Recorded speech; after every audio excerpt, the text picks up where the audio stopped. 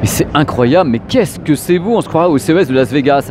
Ça tombe bien, welcome to PP World, nous sommes sur le stand iSense qui va me donner une occasion absolument extraordinaire et unique de parler d'un truc que j'adore, les téléviseurs, les grands, les petits, les carrés, rétroéclairés, pas rétroéclairés, OLED, micro-LED. Et j'ai devant moi un champion du monde. Ce produit qui s'appelle le U9A qui coûte 5000 $ est un champion. Vous allez savoir pourquoi tout de suite. Mais d'abord, il faut que je vous prenne un petit peu la tête, version Doliprane en intraveineuse.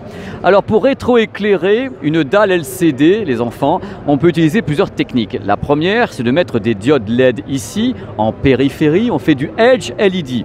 Ça coûte pas cher, c'est une vieille technique qui est sympa, mais c'est pas la meilleure pour faire du ratio de contraste. Après, on peut mettre des rangées de diodes LED derrière et les activer un peu comme on peut. Enfin, ça dépend du degré de perfection du téléviseur. C'est sympa, c'est déjà beaucoup mieux. Et après, on a des rangées de diodes avec le local dimming, donc des zones totalement indépendantes derrière la dalle LCD. Et c'est justement là que ce produit est entièrement number one dans sa planète.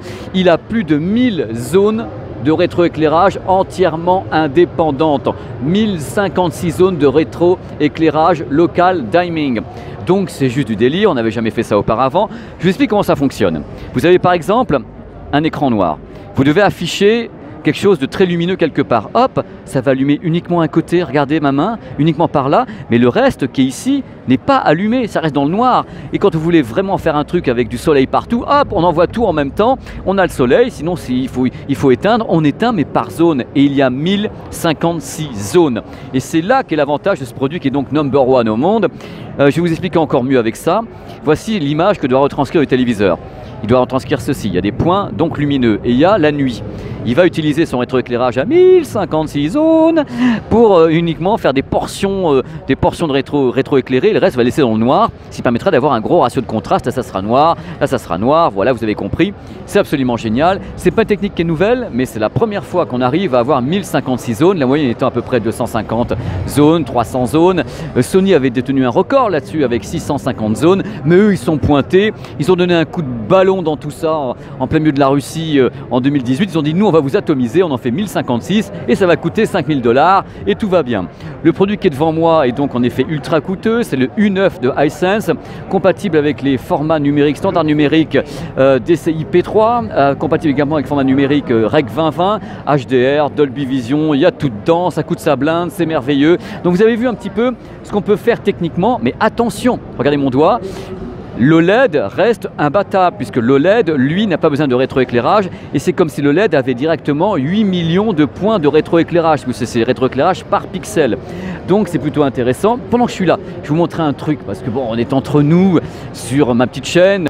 Voici la rétro techno. Voilà, c'est des produits qui ont l'air d'être totalement vintage. Mais pas vraiment, c'est-à-dire qu'ils ont l'air vintage avec leurs gros boutons et tout, on a l'impression, hein, et ils sont super modernes. En fait, c'est un camouflage, c'est la tenue de camouflage, parce que c'est en pleine vogue. C'est des produits qui sont HDR, qui sont Full HD, Ultra HD haute, mais qui ont l'air d'être un peu vieux, un peu la vieille guimbarde, sympa, qu'on planquait un peu chez soi, mais maintenant on les planque plus, c'est à la mode.